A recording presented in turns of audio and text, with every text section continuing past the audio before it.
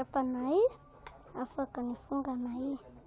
Nĩ kairĩtu ka ũkũrũ wa mĩaka 5 gagĩtarĩria magerio marĩa gakoretwo gagĩtũngio nĩ tatawe ũrĩa maraikaraga hamwe gũkũ nacio irema cia mwĩrĩ ikĩonania mbara ĩrĩa gakoretwo gakĩhũrwo na mũiko na mũtĩ wa gũkanda cabaci gatanahonokio nĩ atumia a itũra rĩa Karenje, Limuru. Na sio mara ya kwanza, sababu kuna siku nyingine nilimrudisha saa 3 ya usiku akiwa amefukuzwa aende funguo. Sasa leo nikaitwa kama mtoto amefungwa miguu na mikono na kamba na nyumba imewekwa kufuli. Vile nilikuja nikaangalia mtoto nikaona kweli amefungwa. Nikamuita kama anaweza fungua, akasema hawezi toka hata kwa kitanda. Ndio nilichukua hatua ya kupika kwa children.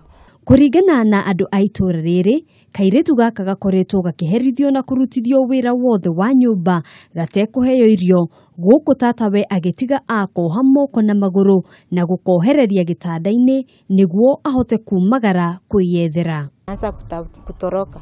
Ndio nikamleta nikamchapa. Mjapa nikaona je nitafute pesa nikuje nimpeleke kwao. Nikamfunga. Siku tu na mazira yenyewe nikamfunga na hiyo kamba.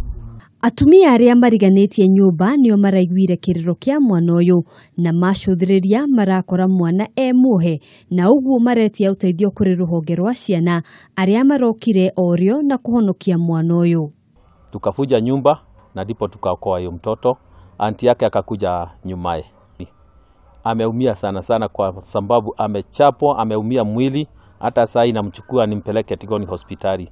Tata wa mwana ũyũ nĩ aikĩtio ngono gũkũ mwana agĩtwarwo thibitarĩ na mĩbango ya kũmũcokia kũrĩ aciari ake no gĩrathiĩ na mbere. Handũ-inĩ ha Kameme TV, njĩtagwo Ngina wa Wandurwa.